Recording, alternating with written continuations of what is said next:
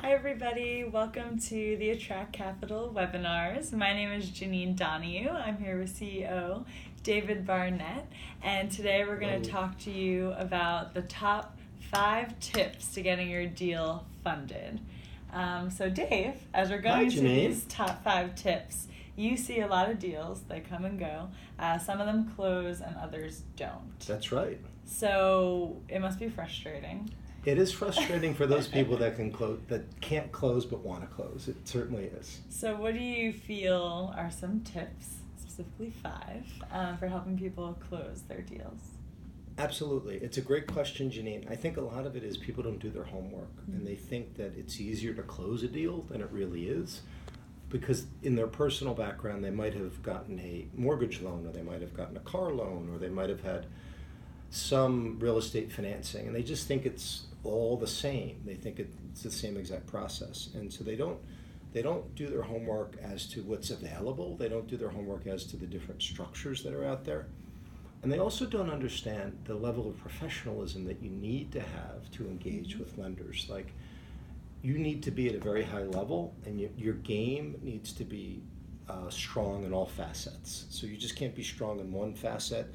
There's like 4 or 5 things, and specifically, because the title of today is the top 5 tips, we boiled it down to 5 for the Attract Capital audience.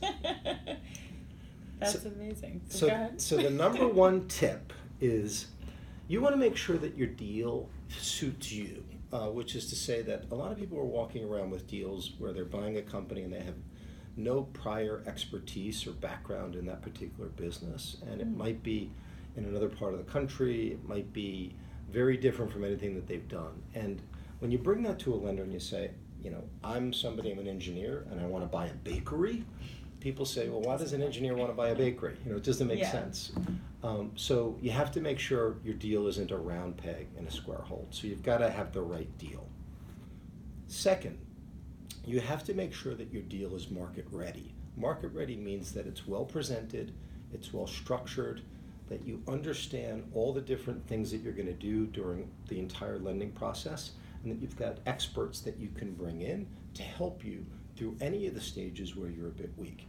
You might be very strong in law, but you may not know financing structures, you may not know presentation structures, you may not know the way lenders think.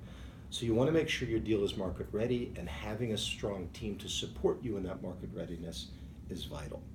Number 3, you want to very concretely define what your ask is from the lender. You want to say, I want this structure, I want the loan to be this big, I want to repay it over this time period, I want the compensation for you, Mr. and Mrs. Lender, to be this. And so you really want to be very specific, and you want to be very detail oriented in defining your ask. You impose your requirements on the lenders. You don't have the lenders dictate to you what their requirements are. You may not get what you ask for, but you may get 95% of what you ask for, as opposed to the lender just sort of saying, you're going to get this. So it's a much stronger, more proactive way to go at it. That's number 3. Number 4 is you want to find good lenders. Like anything in business, your ability to go forward is based upon the quality of your team, and you should view a lender as a part of your team. In fact, they are a critical supplier to your company because they're supplying you money.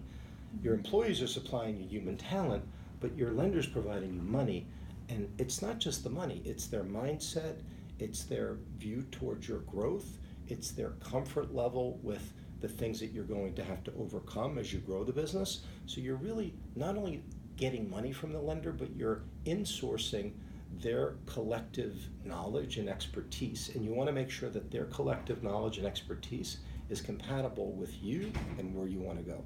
So you want to find good lenders that are also responsive. And responsive is very important. These are people that are interested in your deal.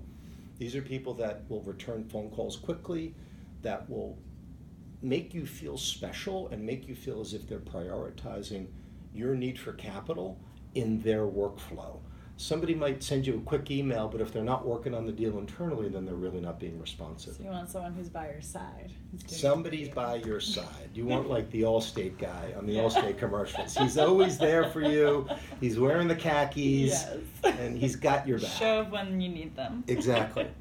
So you want to make sure your deal fits you. You want to make sure your deal is market ready.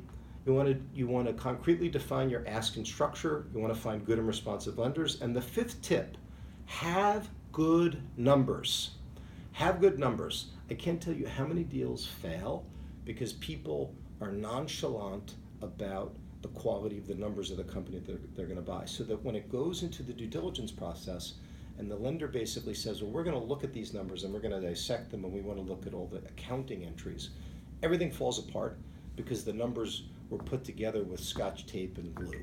So what you really need is you need to make sure that the numbers are scrubbed, that the information is timely, and that the information, once it's analyzed at a deeper level, will hold up.